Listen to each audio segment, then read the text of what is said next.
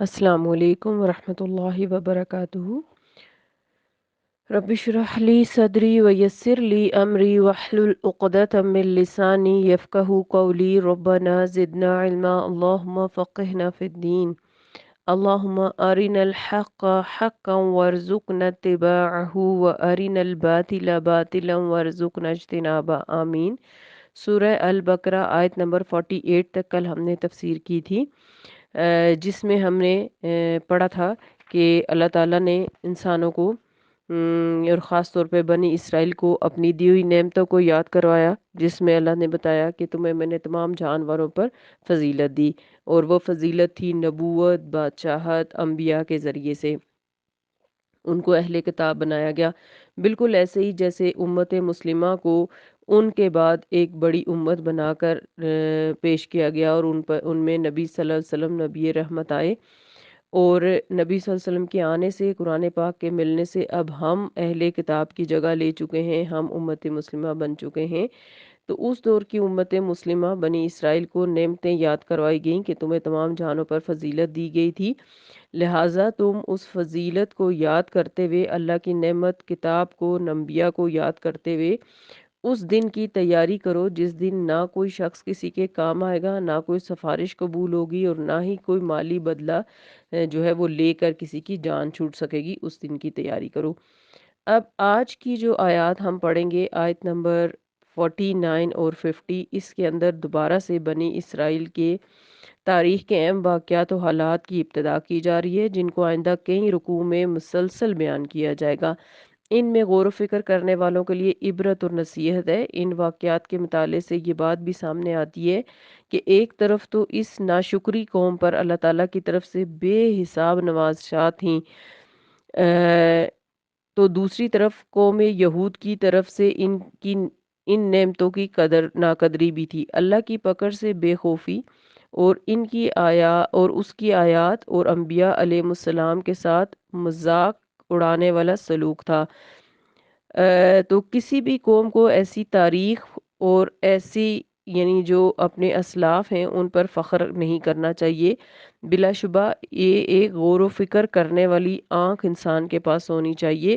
اس کے علاوہ یہ آیات علماء یہود کی ظاہری دینداری اور مفاد پرستی کا پردہ فاش کر کے ایمان والوں کو ان کی پرفریب سازشوں سے محفوظ رکھنے کا بھی بہترین ذریعہ ہے۔ یوسف علیہ السلام کے دور میں بنی اسرائیل کو مصر میں فروغ حاصل ہوا تھا، لیکن پھر بگاڑ کے بعد انہوں نے احسان فراموشی اور اللہ کی نافرمانی کی روش اختیار کی، تو ان کو فرعونیوں کے ہاتھوں اللہ تعالیٰ نے سزا دلائی، اور طویل عرصے تک وہ ذلت اور رسوائی سے دوچار رہے۔ بالآخر اللہ تعالیٰ نے موسیٰ علیہ السلام کو مصر میں رسول بنا کر بھیجا، اور اس طرح بنی اسرائیل کو فرعون سے نجات دلائی۔ یہ واقعات قرآن کی مختلف صورتوں میں تفصیل سے بیان کیے گئے ہیں، اور یہاں پہ بھی حسب ضرورت اس کا ذکر کیا گیا ہے۔ تو آج کی آیات دیکھتے ہیں۔ اعوذ باللہ من الشیطان الرجیم، بسم اللہ الرحمن الرحیم۔ وَإِذْ اور جب نجیناکم ہم نے نجات دی تم کو، نجینا کا لفظ نون جے یا سے ہے، کسی مصیبت سے چھٹکارا پانا، رہائی پانا۔ بنی اسرائیل کو کہا جا رہا ہے، اللہ سبحانہ وتعالیٰ فرما رہے ہیں کہ وَإِذْ نَجَّيْنَاكُمْ جب نجات دی ہم نے تم کو، من آل فرعون آل فرعون سے، یعنی آل فرعون سے مراد پوری قوم ہے، کیونکہ پوری قوم جو ہے اون دا ہول بنی اسرائیلیوں کو غلام بنائے ہوئے تھی اور ان کے ساتھ غلامانہ سلوک کرتی تھی۔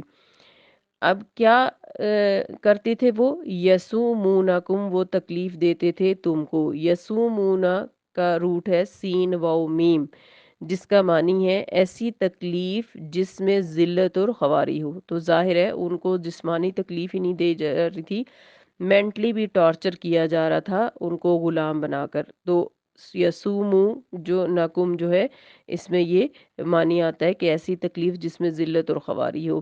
سو العذاب، سو ہر برائی اور وہ چیز جو انسان کو غم میں مبتلا کر دے، ظاہری معنوں میں بھی آتا ہے، معنوی بدصورتی میں بھی آتا ہے، اور اس سے مراد جبری مشقت اور ذلت اور رسوائی کے کام تھے۔ اور ظاہر ہے کہ یہ ایک اس طرح سے ان کو غلام بنا کر اذیتیں دی جا رہی تھی کہ وہ جسمانی تکلیف میں تو تھے ہی تھے، مسلسل ذہنی تکلیف بھی برداشت کر رہے تھے۔ تو یسومونکم، وہ تکلیف دیتے تھے تم کو، یعنی بنی اسرائیل کو، فرعونی، سوء العذاب، برے عذاب کی۔ یذبحون، وہ ذبح کرتے تھے، ابناءکم، تمہارے بیٹوں کو۔ یذبحون کا روٹ ہے زال بے ح، ذبح۔ اس کا معنی ہے اہتمام کے ساتھ تکلیف دے کے ایک خاص طریقے سے ذبح کرنا۔ تو وہ نسل کشی کر رہے تھے بنی اسرائیل کی، ان کے بیٹوں کو ختم کر کے۔ اور وَيَسْتَحْيُونَ نِسَاءَكُمْ، اور زندہ چھوڑ دیتے تھے تمہاری عورتوں کو۔ یستحیون، یا حیا، شرمانا، اور زندگی کے لیے بھی آتا ہے۔ اب ایک طرف تو ہم یہ پڑھ رہے ہیں کہ بنی اسرائیلی اپنے دور کے چنے ہوئے لوگ تھے، اور دوسری طرف ہم یہ پڑھ رہے ہیں کہ ان کو اتنا ذلت والا عذاب دیا جا رہا تھا۔ کیوں؟ کیونکہ وفی ذالکم، اور اس میں بلا، ان آزمائش تھی، وہ آزمائش جس میں سختی ہو، شدت ہو، بلا کا معنی ہے، بے لام واؤ اس کا روٹ ہے، مر ربکم، تمہارے رب کی طرف سے، عظیم، بڑی۔ یعنی دنیا کی آزمائشیں جو لوگوں کی طرف سے ہوتی ہیں، لیکن وہ اللہ ہی ہمیں لوگوں کے ذریعے سے آزماتا ہے۔ تو میں کہہ رہی تھی کہ یہ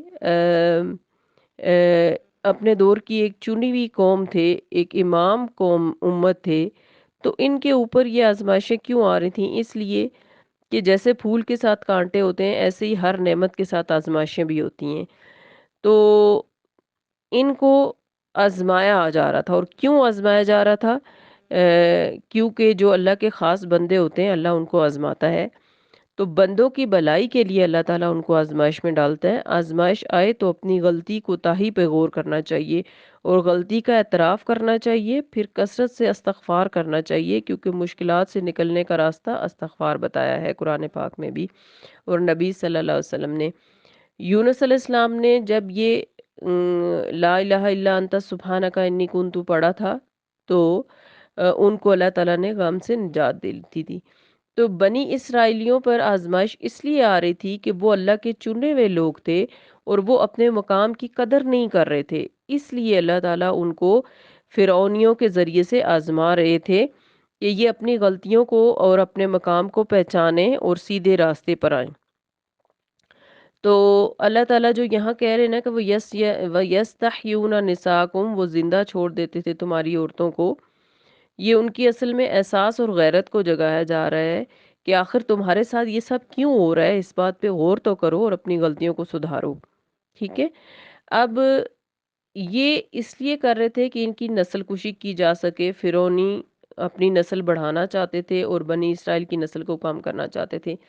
بعض روایات میں یہ بھی کہا جاتا ہے کہ فرعون نے یہ خواب دیکھا تھا کہ بنی اسرائیل کا ایک بچہ جو ہے وہ اس کے اقتدار کو بالآخر ختم کر دے گا، اور جو اس کے خواب کی تعبیر بتانے والے تھے، انہوں نے اسے کچھ خاص فگرز بتائے تھے کہ اس سال کا بچہ جو ہے وہ اس سے تمہیں کوئی خطرہ نہیں ہے، لیکن دوسرے سال کا بچہ جو ہے وہ اس سے تمہیں خطرہ ہوگا تمہارے اقتدار کو۔ یہی وجہ ہے کہ ایک سال وہ لڑکوں کو مروا دیتا تھا اور ایک سال وہ چھوڑ دیتا تھا، اور جس سال ہارون علیہ السلام پیدا ہوئے اس سال اس نے بچوں کو نہیں مروایا، لیکن جس سال موسیٰ علیہ السلام پیدا ہوئے اس سال وہ بچوں کو مروا رہا تھا، جس کی وجہ سے پھر ہم ڈیٹیل میں انشاءاللہ تعالی، اللہ تعالیٰ نے اگر چاہا تو قرآن پاک میں ہم پڑھیں گے کہ کس طرح سے اللہ تعالیٰ نے موسیٰ علیہ السلام کو بچایا تھا پھر فرعون کے عذاب سے۔ تو بہرحال اللہ عالم، اللہ بہتر جانتا ہے کہ وہ ایسا کیوں کر رہا تھا، لیکن اس آیت میں ہمیں یہ بتایا جا رہا ہے کہ بنی اسرائیل کو اللہ تعالیٰ یاد دلا رہے ہیں کہ میری نعمتیں پا کر جب تم نے ناشکری کی تو اس کے بعد میں نے تمہیں فرعونیوں کے ذریعے سے بڑی آزمائش میں ڈالا۔ رب کیوں کہا جا رہا ہے وفی ذالکم بلاء من ربکم عظیم، اس میں تمہارے لیے بہت بڑی آزمائش تھی تمہارے رب کی طرف سے۔ تو ایک بڑی آزمائش ان کو دی گئی ان کی نافرمانیوں کی وجہ سے۔ جب کوئی اللہ کی نعمتوں کو بلا دیتا ہے تو اس سے اگلی نعمتیں چھین لی جاتی ہیں۔ تو یہاں پر یہی بات، یہی احساس دلایا جا رہا ہے۔ وَإِذْ اور جب فرقنا پھاڑا ہم نے بکم تمہارے لیے البحر سمندر کو، اور بحر جو ہے یہ بڑے سمندر میں بہنے والے دریا کو بھی کہتے ہیں۔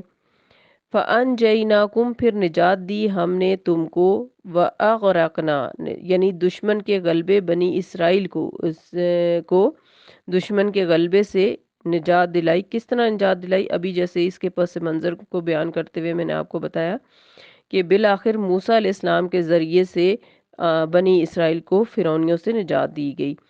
اور وہ کیسے ہوا کہ موسیٰ علیہ السلام کے ذریعے سے بنی اسرائیل کو سمندر پار کرایا گیا۔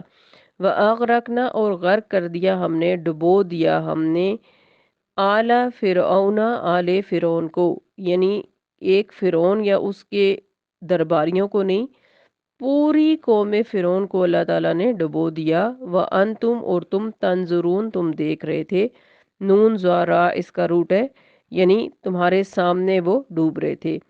اس کی تفصیل سورہ شعراء کی آیت نمبر 60 سے 67 تک بھی اس واقعے کی آتی ہے۔ تو بہرحال ہوا کیا کہ اللہ نے آخرت سے بے خوف فرعونیوں کو اس سرکشی اور ظالمانہ رویے پر پہلے تو چھوٹ دی ہوئی تھی، لیکن جب ان کی مہلت ختم ہوئی تو پہلے ہی موسیٰ علیہ السلام کے ذریعے ان کو اصلاح کا پیغام بھیجایا۔ سورہ نازیات کے اندر آتا ہے، ایک طویل مارکہ آرائی اور اتمام حجت کے بعد فرعون کو لاؤ لشکر سمندر میں غرق کر دیا گیا، اور اس واقعے کو بعد میں آنے والوں کے لیے عبرت کا سامان بنا دیا گیا۔ اب بنی اسرائیل کو لے کر موسیٰ علیہ السلام سمندر کراس کرنے لگے، جس کی خبر فرعونیوں کو پتہ چل گئی، اور وہ ساری کی ساری قوم بنی اسرائیلیوں سے مقابلہ کرنے کے لیے، ان کو دبانے کے لیے، ان کا پیچھا کرنے کے لیے، ان کو مارنے کے لیے ساری کی ساری قوم کٹھی ہو کر راتوں رات بنی اسرائیل اور موسیٰ کے پیچھے دوڑ پڑی۔ ادھر اللہ تعالیٰ نے موسیٰ علیہ السلام کے ذریعے سے جو ہے وہ بنی اسرائیلیوں کے لیے سمندر میں راستہ بنا دیا، اور وہ بڑی آسانی سے سمندر کو کراس کر کے جو ہے وہ صحرائے سینا میں پہنچ گئے۔ اور جب فرعونیوں نے دیکھا کہ سمندر کا راستہ بنا ہوا ہے اور یہ بات ذہن سے ان کے نکل گئی، انہیں اللہ تعالیٰ نے بلا دیا کہ یہ راستہ ان کے لیے نہیں بلکہ بنی اسرائیلیوں کے لیے بنا ہے، وہ سارے کے سارے سمندر کے بیچ میں چلنے لگ گئے۔ اور ادھر بنی اسرائیل کا آخری بندہ جو ہے وہ سمندر سے نکل کر پار ہوا، ادھر فرعونی سارے کے سارے بیچ سمندر کے پہنچ گئے، اور اللہ تعالیٰ نے موسیٰ علیہ السلام کو حکم دیا کہ اپنے عصا کو سمندر پر ماریے، جس سے سمندر واپس آپس میں مل گیا، راستہ ختم ہو گیا، اور سارے کے سارے فرعونی جو ہیں وہ ڈوب گئے۔ تو اس سارے واقعے کو قرآن نے بہت تفصیل سے آگے بیان کیا ہے۔ یہاں پر آپ کو سمجھانے کے لیے میں نے یہ مختصر سا واقعہ بتایا ہے کہ کس طرح آیت نمبر 49 اور 50 کی تفسیر جو ہے وہ کی جائے، کہ کیسے اللہ تعالیٰ نے فرعونیوں سے بنی اسرائیل کو نجات دی تھی۔ ان آیات میں بھی اللہ تعالیٰ اپنا یہ احسان بنی اسرائیلیوں کو یاد دلا رہے ہیں۔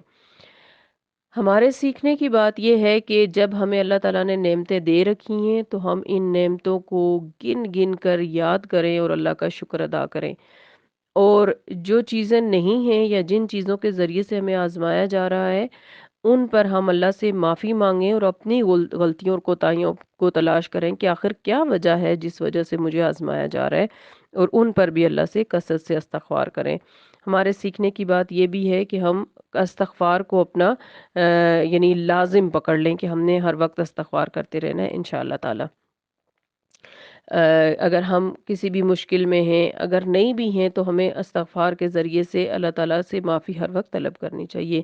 اللہ تعالیٰ ہم سب کو بہت زیادہ استغفار کرنے کی توفیق دے، سیکھنے والا، علم والا اور تقوی والا بنائے، آمین۔ سبحانک اللہم و بحمدک، نشہد ان لا الہ الا انت، نستغفرک و نتوب الیک۔ السلام علیکم ورحمۃ اللہ وبرکاتہ۔